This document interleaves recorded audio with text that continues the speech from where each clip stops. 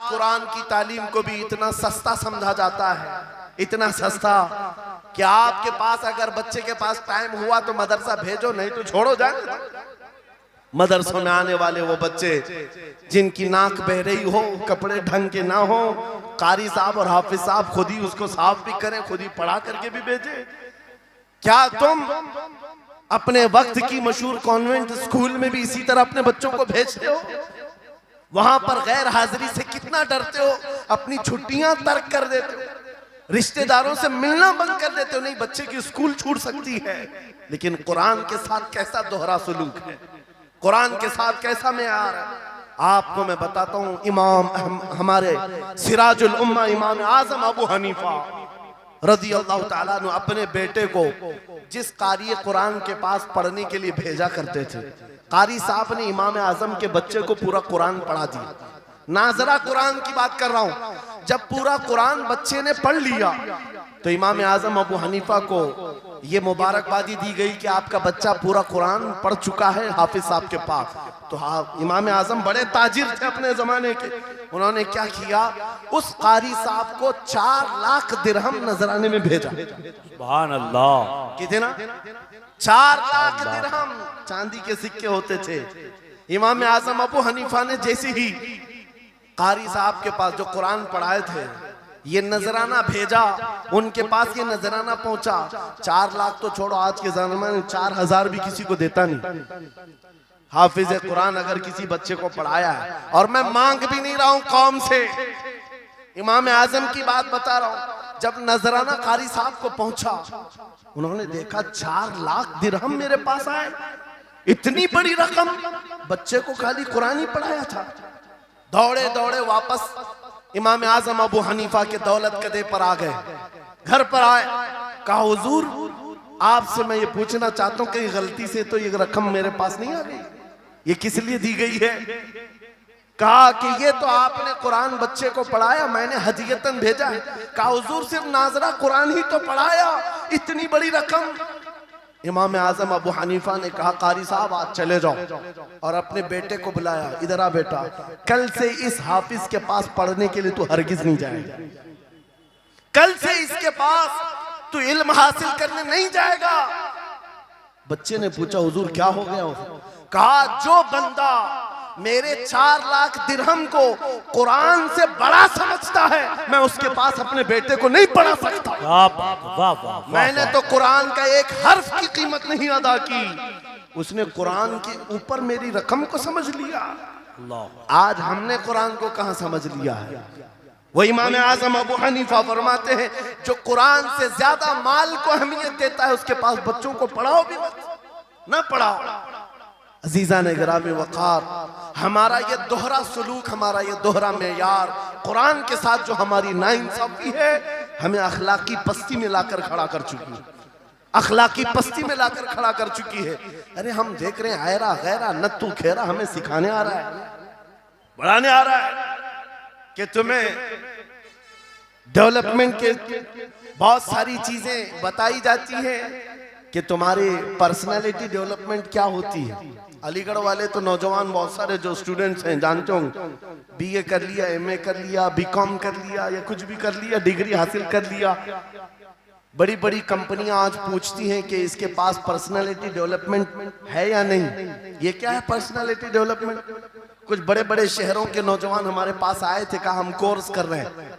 कहा मैंने पूछा इसमें होता क्या है? कहा इसमें सिखाया जाता है बैठना कैसा है, लोगों से मिलना कैसे है, खाने के लिए बैठे तो चम्मच कहाँ रखना है, बर्तन कहाँ रखना है, लोगों से हैंडशेक कैसे करना है, ये सारी चीजें सिखाई जाती हैं। मैं नौजवानों से पूछा कि अच्छा कितने महीने का? कहा कहीं 6 महीने का, कहीं साल भर का।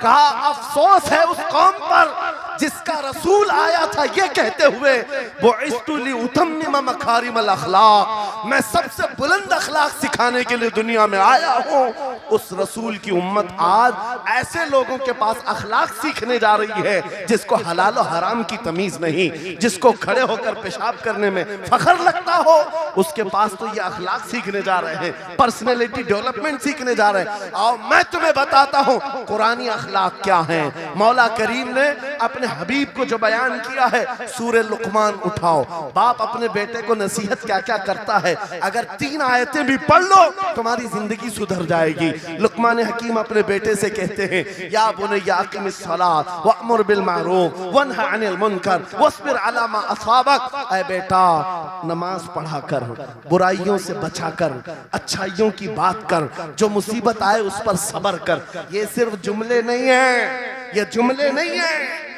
लुकमान हकीम ने अपने बेटे को जो डराया था, कुरान कहता है, या बुनय्या इन्नहा इन तकु मिस्काल हब्बतिन मिन खरदलिन फतकुन फी सखरतिन औ फी समाई औ फिल अर्दी याति बिहा अल्लाह। आज हर बाप को चाहिए कि ये नसीहत अपने बेटे को करे। क्या बात, हर बाप अपने बच्चे को ये बात बताए, सुनो क्या। लुकमान कहते हैं, बेटा बुराई अगर तूने कर लिया, ये मत समझना कि मैं रात के अंधेरे में छुप कर लिया। आज तुम्हारे हाथ में मोबाइल गुनाहों का अड्डा बन करके आया है। सिर्फ एक टच स्क्रीन पर सारी दुनिया तुम्हारे सामने नंगी नाचती हुई नजर आती है।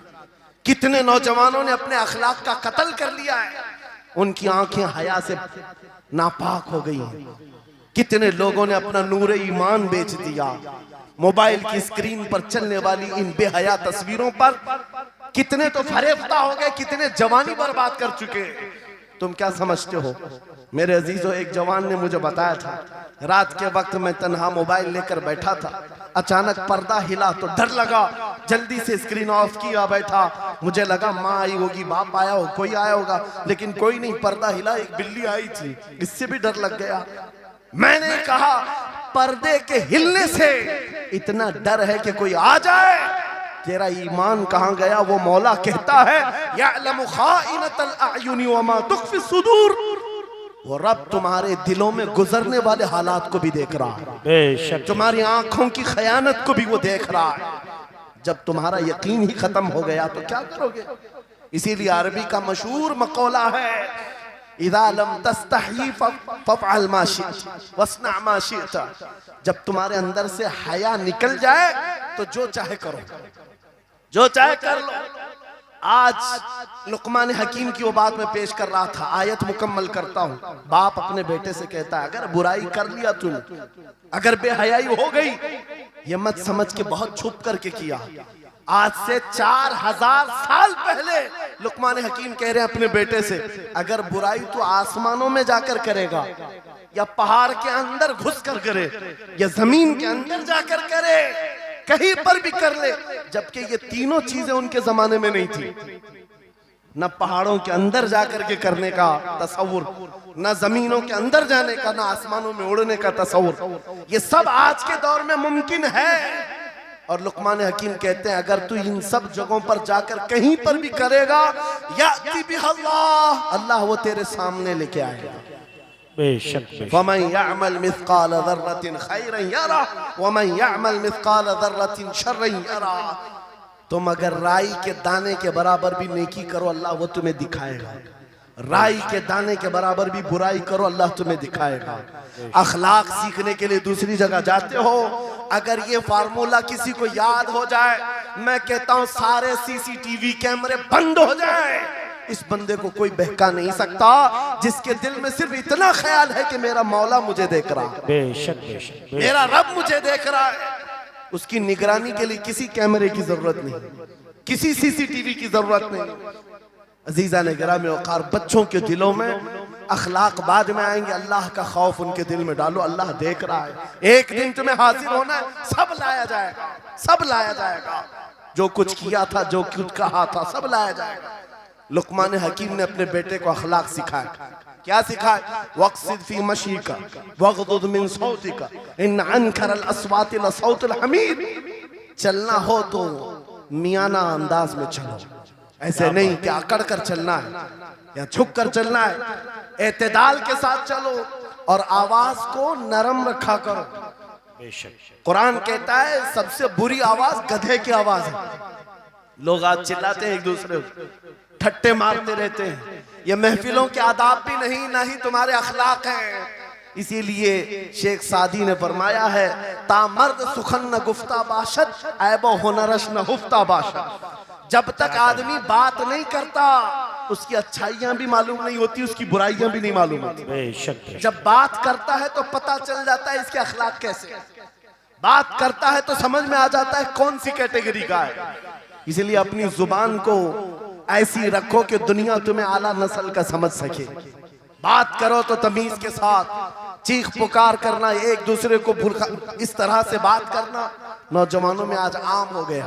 कुरान कहता है अपनी आवाजों को पस्त करो। एक और बात रब फरमाता है वला तुसइर खद्दक लिन्नास, लोगों को से मुंह मोड़ करके बात मत करना।